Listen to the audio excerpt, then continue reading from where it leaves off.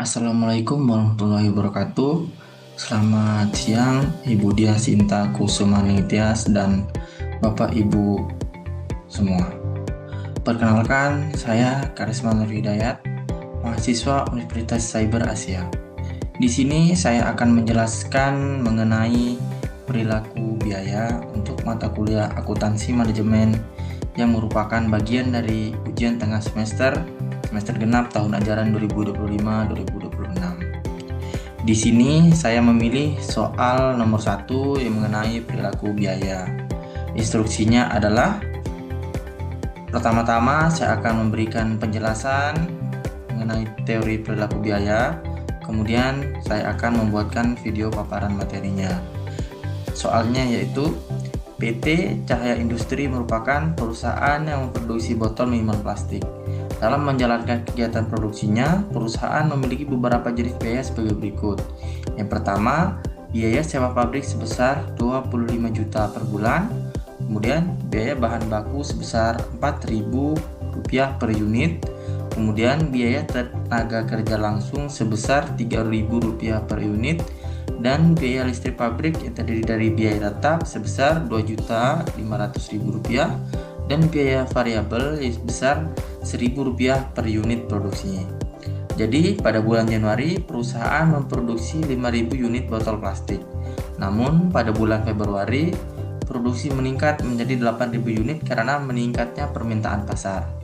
Di sini saya akan menjawab beberapa pertanyaan. Yang pertama, saya akan mengelompokkan biaya-biaya di atas dalam biaya tetap, biaya variabel, biaya semi variabel. Kemudian saya akan menghitung total biaya produksi perusahaan pada bulan Januari dan Februari. Kemudian saya juga akan menganalisis bagaimana perubahan volume produksi mempengaruhi total biaya perusahaan. Kemudian saya juga akan berpendapat mengapa pemahaman mengenai perilaku biaya penting bagi manajemen dalam pengambilan keputusan. Dan terakhir, saya akan memberikan rekomendasi strategi pengendalian biaya yang dapat dilakukan oleh PT Cahaya Industri agar kegiatan produksi lebih efisien. Baik, yang pertama saya akan menjelaskan mengenai teori perilaku biaya terlebih dahulu. Jadi, perilaku biaya atau cost behavior adalah pola perubahan suatu biaya dalam kaitannya dengan perubahan aktivitas bisnis atau volume produksi dalam suatu periode tertentu. Pemahaman yang mendalam mengenai perilaku biaya merupakan fondasi penting dalam akuntansi manajemen karena membantu manajemen dalam perencanaan anggaran, pengendalian biaya, dan pengambilan keputusan strategis. Menurut Hansen dan Mowen pada tahun 2007, perilaku biaya menggambarkan bagaimana biaya total berubah saat tingkat aktivitas atau output berubah. Terdapat 3 jenis perilaku biaya utama. Yang pertama adalah biaya tetap atau fixed cost. Biaya tetap adalah biaya yang jumlah totalnya tidak berubah atau konstan, meskipun volume produksi meningkat atau menurun dalam rentang aktivitas yang relevan atau relevant range. Namun, biaya tetap per unit akan menurun seiring meningkatnya volume produksi. Contohnya, biaya sewa gedung, depresiasi aset tetap, dan gaji manajemen. Kemudian yang kedua adalah biaya variabel atau variable cost. Biaya variabel adalah biaya yang jumlah totalnya berubah secara proporsional yang searah dengan perubahan volume produksi atau aktivitas. Biaya variabel per unit bersifat konstan. Contohnya yaitu biaya bahan baku langsung, biaya tenaga kerja langsung per unit, dan komisi penjualan. Kemudian yang ketiga adalah biaya semi variabel atau biaya campuran atau mixed cost.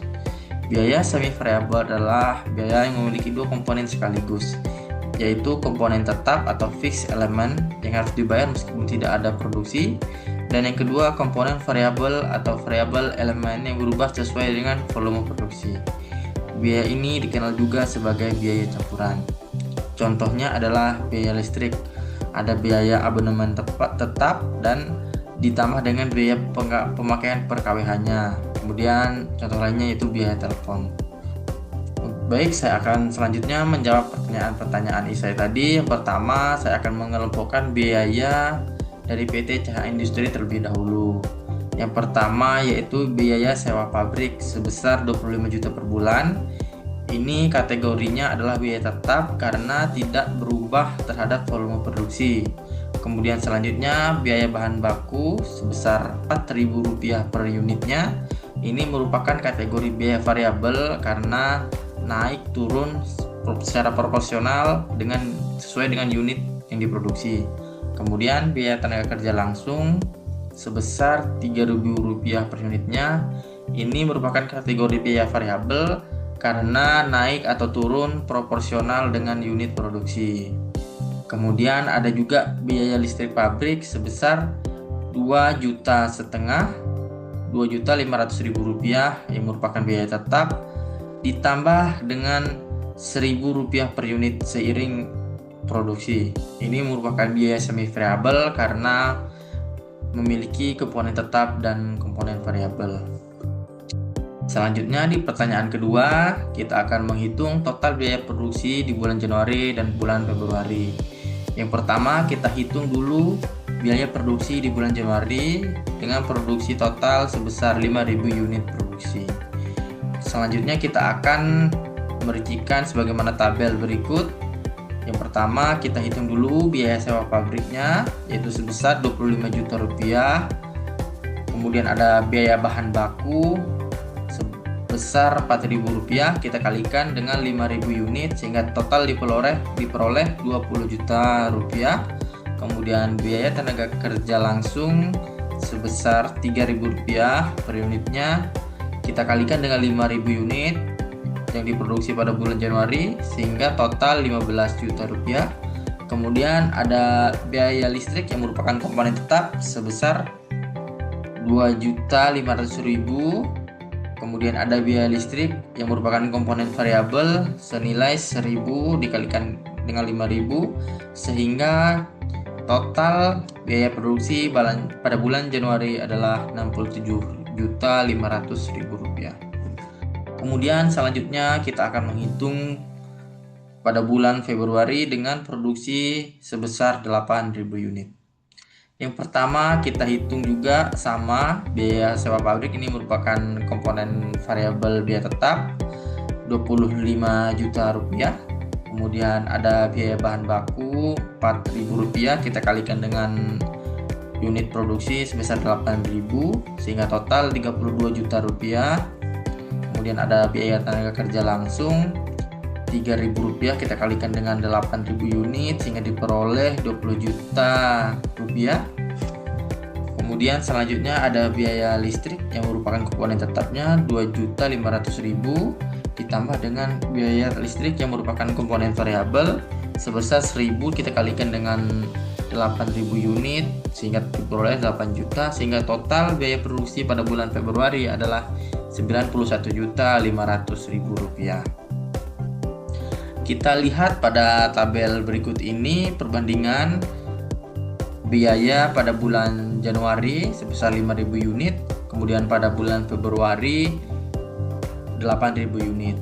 Untuk biaya tetap total nilainya sama Rp27.500.000. Ini tidak ada selisih karena merupakan biaya tetap yang tidak berubah sesuai dengan atau seiring dengan perubahan produksi. Kemudian kita lihat juga biaya variabel total di bulan Januari itu biaya variabel totalnya Rp40 juta, sedangkan di bulan Februari adalah Rp64 juta. Ini berubah karena merupakan biaya variabel berubah seiring dengan meningkatnya produksi dari 5.000 unit ke 8.000 unit. Selisihnya adalah Rp24 juta. Kemudian kita melihat total biaya produksi di bulan Januari sebesar Rp67.500.000, kemudian di bulan Februari adalah Rp91.500.000 sehingga selisihnya adalah Rp24.500.000. Jika kita bagi biaya per unitnya, diperoleh biaya per unit pada bulan Januari adalah Rp13.500 per unitnya. Kemudian pada bulan Februari sebesar Rp11.438 per unitnya. Kita peroleh selisih pada bulan Januari dan bulan Februari untuk biaya per unitnya kurang lebih adalah Rp2.063 per unitnya. Selanjutnya kita akan menganalisis pengaruh perubahan volume produksi. Jadi, dari data perbandingan data tabel di atas ini dapat dianalisis beberapa poin penting. Yang pertama adalah volume produksi meningkat 3.000 unit atau 60% dari 5.000 unit pada bulan Januari, kemudian meningkat pada bulan Februari menjadi 8.000 unit.